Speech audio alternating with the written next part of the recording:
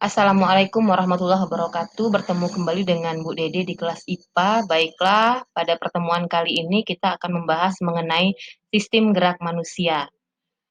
Mungkin kamu pernah melihat temanmu atau saudaramu sedang duduk di sebelah kamu. Mengapa tubuh teman kamu atau saudara kamu ini dapat duduk dengan tegak? Apa yang membuat tubuhnya seperti itu? Nah, untuk menjawab pertanyaan ini, kita akan lihat sistem gerak manusia yang terdiri atas rangka, sendi, dan otot. Kita lihat yang pertama, rangka.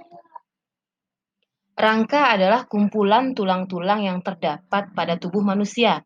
Ada 4 fungsi utama pada tulang atau rangka.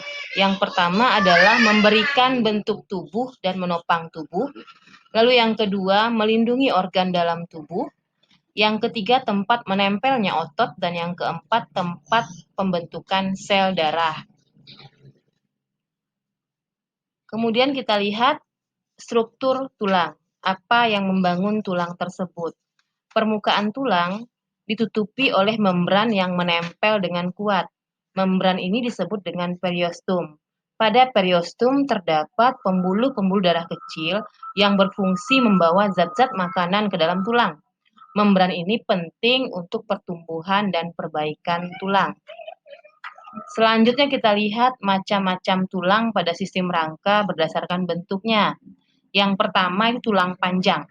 Contohnya adalah tulang lengan. Kemudian tulang pipih, ini yang terdapat pada tulang dada.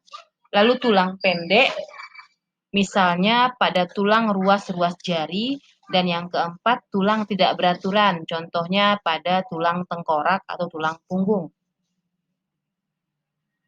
Kemudian apakah tulang ini dari kita lahir sudah keras? Sebenarnya beberapa bulan sebelum kamu dilahirkan, tulang kamu tersusun atas yang namanya tulang rawan atau cartilago. Kemudian secara bertahap, tulang rawan akan berkembang menjadi tulang keras. Tetapi tidak semuanya tulang rawan menjadi tulang keras. Proses perubahan tulang rawan menjadi tulang keras disebut dengan penulangan atau osifikasi. Kita lihat sistem gerak yang kedua pada tubuh manusia, yaitu sendi. Apa itu sendi? Sendi adalah tempat bertemunya dua tulang atau lebih. Dengan adanya sendi, hubungan antara tulang dapat digerakkan. Sendi yang tidak dapat digerakkan disebut dengan sinartrosis, contohnya sendi yang terdapat pada tulang tengkorak. Lalu ada pula sendi yang dapat digerakkan, disebut dengan amfiartrosis, misalnya sendi antar ruas tulang belakang. Lalu ada lagi sendi yang dapat bergerak dengan bebas, disebut dengan briartrosis. Kita lihat jenis-jenis sendi. Pertama, ada yang namanya sendi peluru. Sendi ini dapat membentuk gerakan sangat bebas, contohnya adalah sendi antara tulang lengan atas dan tulang belikat, serta tulang pinggul dan tulang paha. Lalu yang kedua, sendi engsel.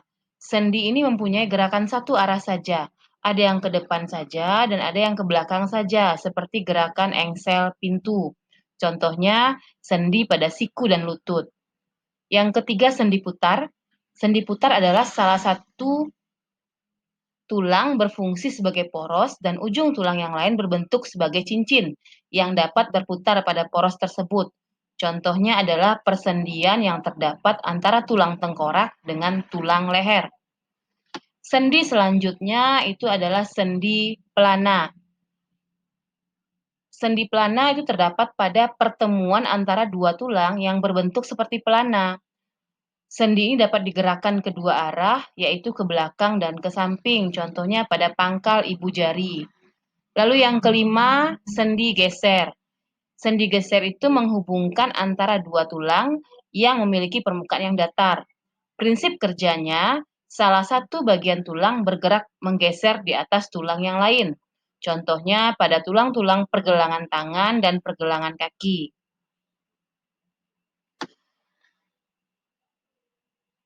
Sekian dulu untuk materi tulang dan sendi. Kita akan lanjutkan pada part selanjutnya. Terima kasih atas perhatiannya. Assalamualaikum warahmatullahi wabarakatuh.